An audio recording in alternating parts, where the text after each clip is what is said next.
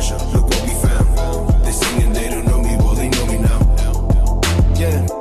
This for all them snitches and the snakes, for them bitches that gon' skip me on a date, for my teachers that have told me that this music ain't gonna waste. Man, this is a tough one, and this is not a knock to anybody in the industry right now, but I don't listen to enough music apart from instrumentals to give you an honest opinion. Therefore, I cannot answer this. Respect. My favorite rapper of all time has got to be the notorious B.I.G. Definitely helped me get into rap when I first started rapping way back. So yeah, notorious.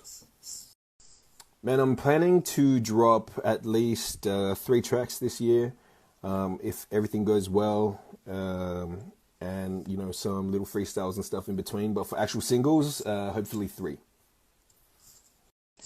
My current take on the game right now, locally, is that we're on a good momentum. It is a bit heavily saturated for a particular sound. I just would like to see a lot of people get into a bit more of their own artistry and elevate to new heights musically. I started writing music when I was 12. I started recording music when I was 15. I'm turning 29 this year. So if you'll do the math, I did have a hiatus though, somewhere in between for about 3 to 4 years. Yeah, that goes without saying. Of course, I'd collab with a female artist as I would collab with any other artist, just as long as our sounds are compatible and, you know, our visions are aligned in what we want creatively and that it sounds good. Yes, I do have some collabs on the way. Ones that I can't disclose would be also ALJ and the homies Mr. Mez and GMC from Melbourne. That's a tricky one. I would say if you haven't listened to my music before, it's like wavy, melodic vibes with some pretty good punchlines and bars in it. So the boy can kind of sing, but he can definitely rap. So long story short, my sound is different. You know, it's always going to have a hip hop element at its core.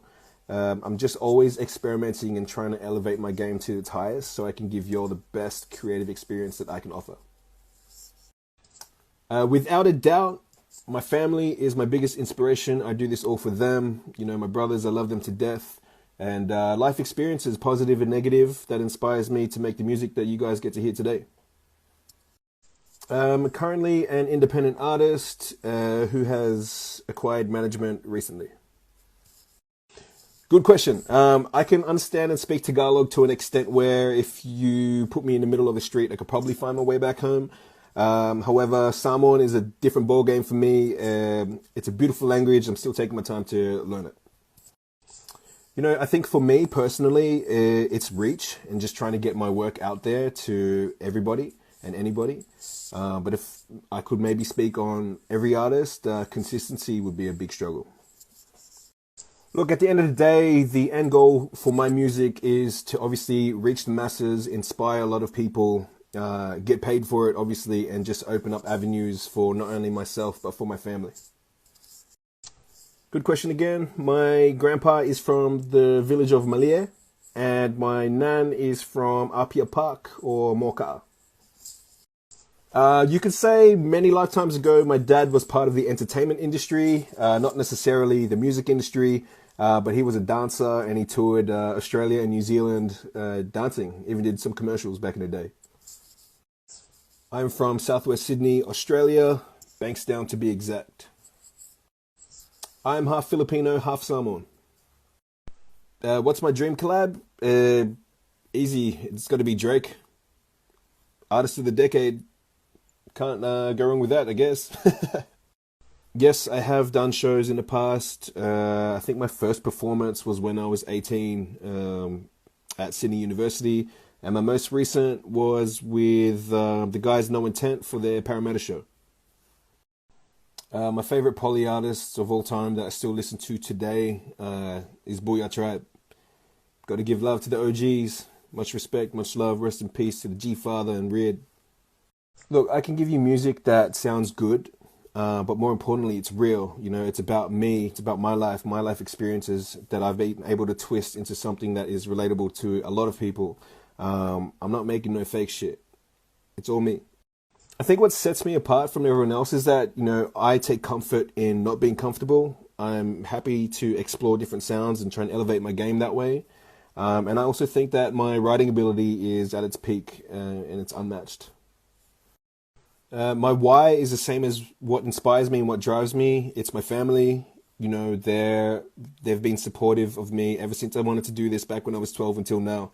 This is all for them, and I won't stop doing it until I make it for them. Man, I don't know about my dream lineup for a show, but like my dream show would be to do Coachella. I got a Facebook notification for a status I made back in 2012 saying that I want to perform at Coachella. That shit is still a dream, man. Look, beef has been around in hip hop for ages, East Coast, West Coast rap. I just think as long as you spread positivity and love, you've done your part, you've played your role. It is what it is, unfortunately. It's just a thing that's around. Thanks for the love. I appreciate it. Yes, like 90% of my stuff is recorded just behind me in my room. I do go to the studio occasionally, just depending on what the project is and depending where I am. But most of the stuff's recorded right here, baby.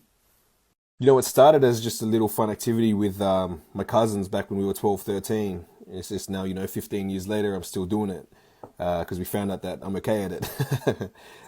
So what started as a little activity just to hang out with my cousins, that's what made me want to rap, and now I'm here.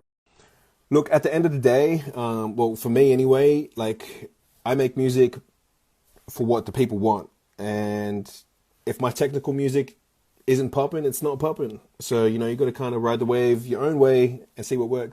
Music is very serious. I left my 9 to 5, my corporate job, by the way, a year and a half ago, working on my craft and trying to perfect it and get it ready for you guys to hear. So yes, it's very serious. Yeah, look, it has been a while since my last drop. Don't let that deter you from thinking that it's not serious. There is a lot going on behind the scenes with this rollout plan with management for this project that I'm working on. So stay tuned. Man, that J. Cole cover took me, I think, 2 hours to write it, just to get everything down packed, and then I think like 40 minutes to lay it all down and record it. But I appreciate the love in that one. Once again, guys, my name is ALJ. Shout out to From the Area for running this Q&A. I appreciate all the questions and love that came through. My next single, For Becky, drops June 23, so make sure you hit that link in my bio for that pre-save. And just spread love, stay safe, stay wavy.